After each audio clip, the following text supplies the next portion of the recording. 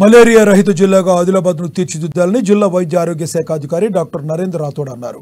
ప్రపంచ మలేరియా దినోత్సవం సందర్భంగా డిఎంహెచ్ఓఐ కార్యాలయంలోని సమావేశ మందిరంలో గురువారం కార్యక్రమాన్ని ఏర్పాటు చేశారు. ఈ సందర్భంగా అధికారులతో కలిసి మలేరియా అవగాహన కరపత్రాలను విడుదల చేశారు. ఈ కార్యక్రమంలో డిప్యూటీ డిహెచ్ఎం సాధన, జిల్లా మలేరియా నివారణ అధికారి డాక్టర్ శ్రీధర్ తదితరులు పాల్గొన్నారు. మలేరియా నివారణే లక్ష్యంగా చేపడుతున్న కార్యక్రమాలు సత్ఫలితాలను ఇస్తున్నాయని డిఎంహెచ్ఓ నరేందర్ రాథోడ్ తెలిపారు. గతేడాది నుండి జిల్లా మలేరియా తగ్గుముఖం పట్టిందన్న ఆయన వైద్య సిబ్బంది ఈ విషయంలో నిర్లక్ష్యం చేయవద్దని సూచించారు.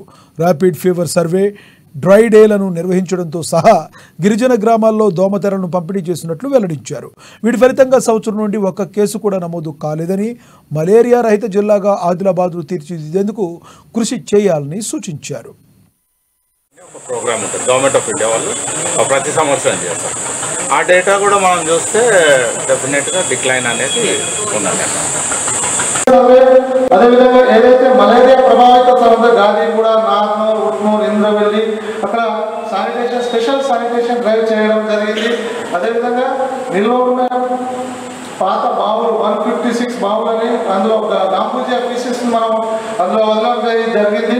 అదేవిధంగా జిల్లాలో 146 వసతి గృహాల్లో ఐఆర్ఎస్, ఏసీఎం యాక్టివిటీస్ వల్ల మనం తగ్గడం జరిగింది. కాబట్టి ఈ సంవత్సరం కూడా ప్రతి సంవత్సరం పొడవునా